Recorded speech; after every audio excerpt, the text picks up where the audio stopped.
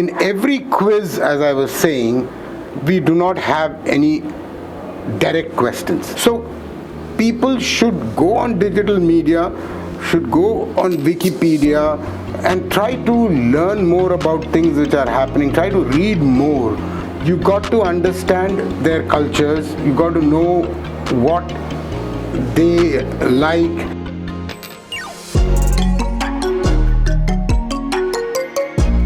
Quizzes are the threads that weave knowledge, curiosity, and fun together.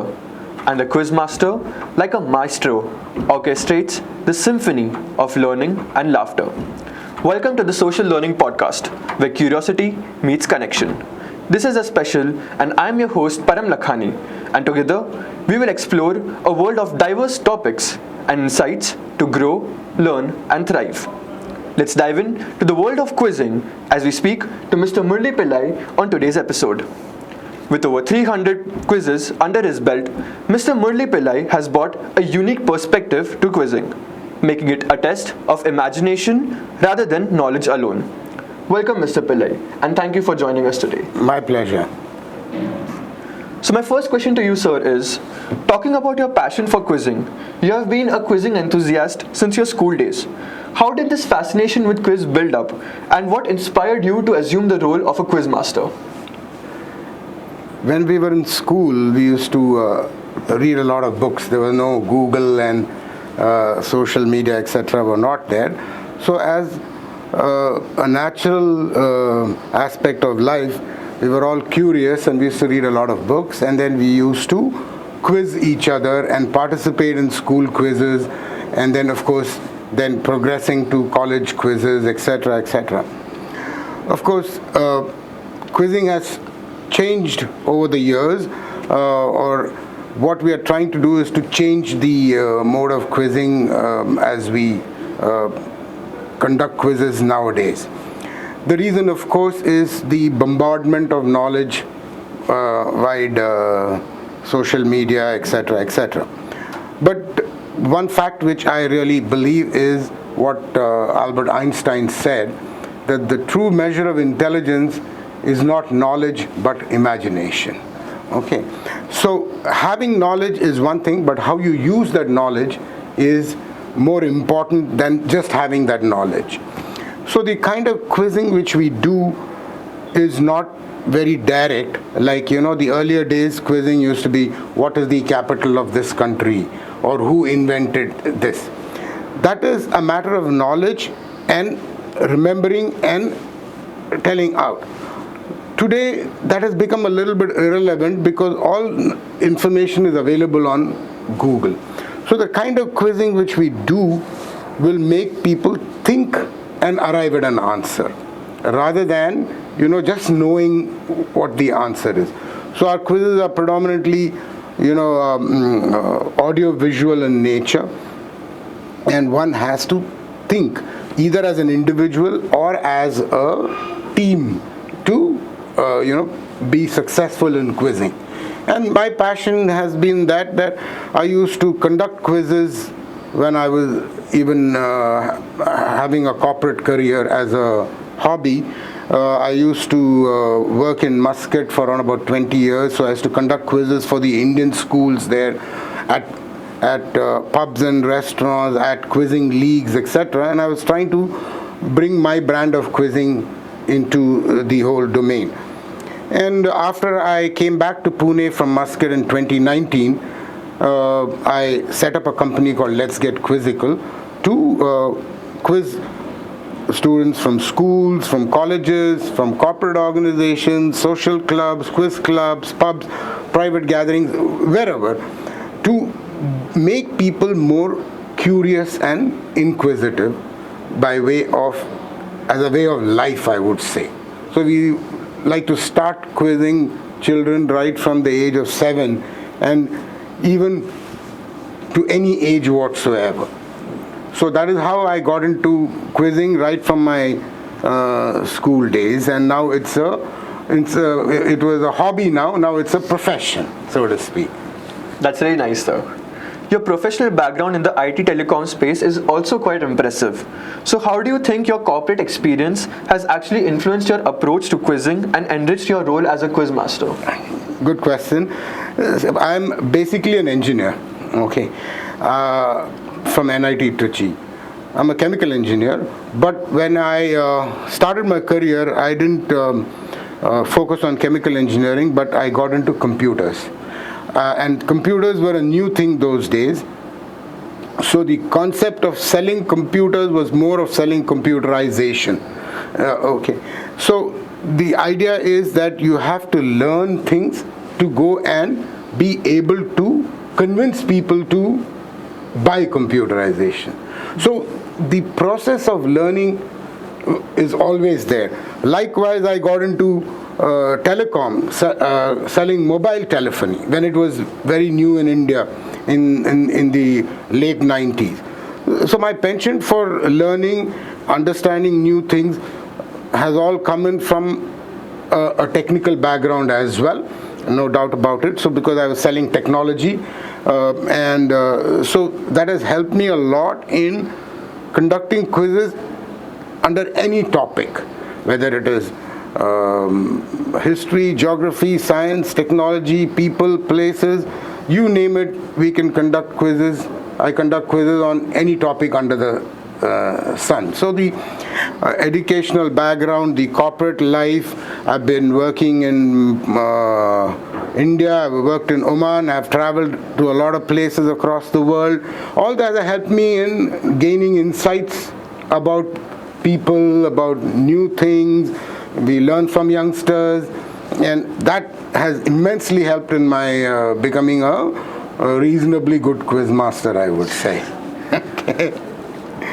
Sir, your vision and mission for quizzing are truly commendable. Could you tell us, our audience, that how making quizzing an imaginative habit for school children, corporate executives, and the general public is a noble goal? We all have observed that. So can you tell us more about how do you achieve this vision while you're conducting these quizzes? Okay. In every quiz, as I was saying, we do not have any direct questions. Let me give you a small anecdote. I knew a guy in Oman, a guy called Walter. He was a British quizzer. He was good. He bragged to me saying that I know all the capitals in the world. Okay, I said that's very good. You have gone to Google and taken out a list and you have memorized every capital city of the world. He said, yeah, you test me. I said, okay, I'm going to ask you one question. Name a capital city which means clean wind. He said, what kind of a stupid question is that? Tell me the country, I will tell you the capital. I said, look, if you're able to apply your mind and think about what I asked, that name a capital city which means clean wind, you would be able to tell me the capital city, the country, and the continent. He said, well, I can't answer that. Then I told him, clean wind means Buenos Aires. Buenos Aires is the capital of Argentina, and Argentina is in South America. So if you had applied your mind, instead of just trying to remember all the capitals in the world, you would have been able to get this answer. And that's precisely the point which I make, is that when a person works out the answer by applying his creative thinking skills or his imagination, he or she feels much better about themselves rather than just knowing something and not knowing something. I don't know something, I don't care. But if I'm able to think and arrive at an answer, that makes me feel good. And that is how our vision and mission in this company called Let's Get Quizzical is to inculcate this kind of quizzing right from childhood, right from the age of say 6 and 7, and make children think and not just depend on rote, depend on memory alone. If they are able to think, they'll be able to apply the knowledge which they have to arrive at an answer. If I show two pictures and ask them to connect these two unrelated pictures to arrive at an answer, and if a participant or a child or a corporate executive or even a person who is a senior citizen, they feel, oh wow, I've applied my mind and got an answer. That is the beauty of the quizzing which we try to impart today as such. That's really nice, because we also see that now, as you said, that mugging up answers is not only quizzing. You also need to be logical and analytical when you're answering. Correct. So that's right. But it is also observed that children in the digital age have stopped reading. So their source of information has become Instagram instead of newspapers. So does this thing worry you? And what would be your advice to the youngsters who are distant from general knowledge at the Social Learning Podcast? True. Even I find it pretty disconcerting because children have stopped reading much. Like the kind of reading which we used to do when we were children is much more than what children read today. Of course, I won't say that it is 100% true, because there are a lot of children's authors, as you know, J.K. Rowling and many others who have come up with children's books. And we always, encourage children to read. Fine, they can read on Kindle, that is fine, no issues. But ultimately, like when you read, the information which you store is automatic, rather than when you're trying to, mug up something just for the sake of mugging up.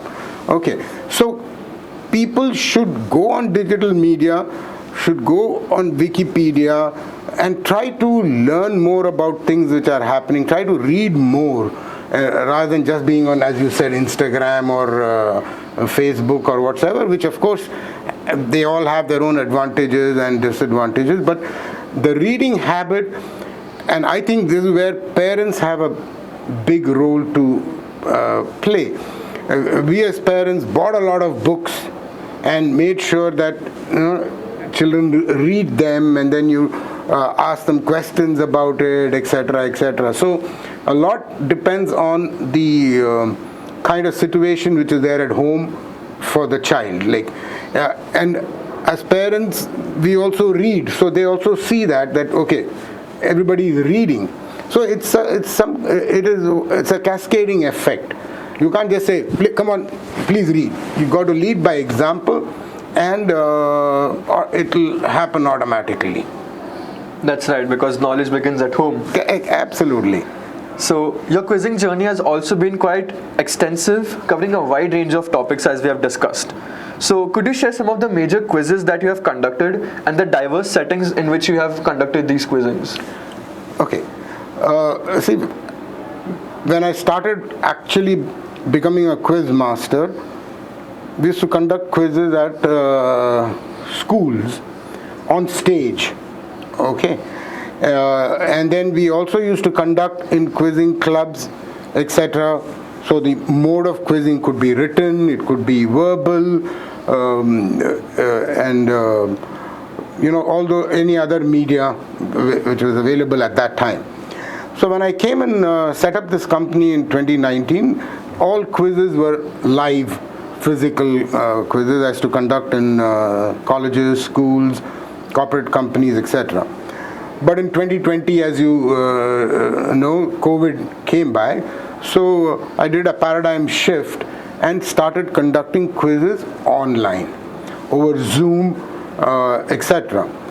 Now, obviously, when you conduct a quiz over Zoom, etc., there is a certain charm which is lost in comparison to regular quizzing on stage, etc.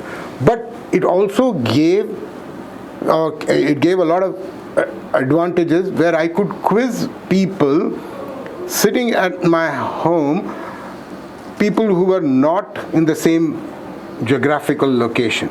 I've conducted quizzes where the participants have been from the Middle East, okay, Qatar, UAE, Oman, India, Singapore, etc. So we could conduct international quizzes sitting in one place, which was not possible in the earlier milieu. Correct? So the online quizzes gave rise to a new type of quizzing mode, which I would say is 90% as exciting as a regular live quiz. And now that things have opened up, our quizzing has become hybrid. We have quizzes which are online partly, then the finals happen on stage, etc., etc. So the entire mix is happening now. Because of COVID, actually, it was like a blessing in disguise, so to speak. Well, so it's evident that a global reach is also quite impressive in quizzing. So conducting quizzes in places like New York and Doha showcases the universal appeal of this activity. So what are some unique challenges that you have faced while conducting quizzes in different regions and cultures? Okay, I see, predominantly because when I started becoming a quiz master, I was living abroad. So my quizzing involved a lot of international topics to start with, because the kind of people who are participating in my quiz were Indians, were Omanis, were Brits, Americans, various nationalities. So you cannot have a quiz which is very, very specific to a country, because that would not resonate with the other nationality. So the brand of quizzing was very, very international. And when you're conducting international quizzes, you got to understand their cultures, you got to know what they like, and you got to be sensitive to their likes and dislikes, etc., etc. At the same time, it also helps in the fact that you can conduct a quiz for a specific region also. Like even when I was in Muscat on Independence Day or Republic Day, we used to conduct quizzes which were India specific. Correct? Because the participants were all from India. So you can take a theme and conduct.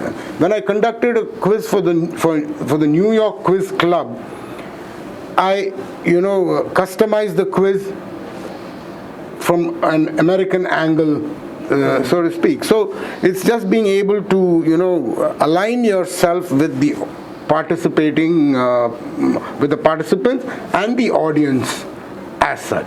So then you can quiz on diverse topics. Like I conducted a quiz at an engineering college. It was all technology. I conducted a quiz for a manufacturing company in Pune. It was only on sustainable technology and automobiles. So once you understand the the kind of people, the demographics of people, age,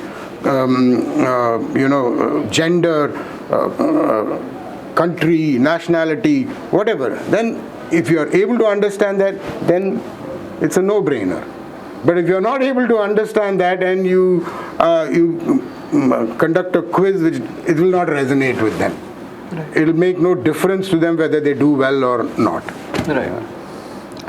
So in your quizzing journey, as you mentioned, you have engaged with school children, corporate executives, and quiz enthusiasts from different walks of life. So how do you balance the difficulty level of your quizzes to ensure that they remain relevant and challenging to both or all these categories who you quiz? Correct. See, in any quiz, there is something called degree of difficulty. Correct. When you start with the prelims, you make it easy. As people progress to things like quarterfinals and semifinals and finals, the degree of difficulty has to increase. Okay. Now, let me give you an example of a question. I show a picture of wicket-keeper gloves and of a helicopter, and I say, name a sportsman. Okay. What would you say? Mahendra Singh Dhoni. Mahendra Singh Dhoni. That is the easiest. If I had to make it tougher, I wouldn't show wicket-keeper gloves. I will show a cricket bat or something to do with cricket. If I had to make it even tougher, I would just say any sport and a helicopter. So the same question can be made more difficult or the degree of difficulty can be increased based on how you frame the question. So how you frame the question depends on at which level the quiz is, and also what age the participant is. For instance, I conducted a quiz for senior citizens, people who are above 70, recently in Pune. Now I have to make my quiz based on that demographic. Correct. So if I'm taking a simple topic of Bollywood, I will be asking questions of that era. Yeah. Correct. Whereas if I were conducting a quiz for school children and say the topic is Hollywood, I would focus on Marvel characters, because you got to align yourself with their sensitivities, their likes, their dislikes, as I repeat. Then only the quiz will be a successful quiz per se. So everything begins with understanding whom you're quizzing, and then it automatically happens. That's right, because we obviously want someone to answer those questions. If you're asking a 4-year or a 4th standard kid about questions, say for example 10th class or 11th class, it's obviously not going to make sense for the person itself. You brought a very interesting point there. Is most quiz masters I know, they want to make questions which people cannot answer.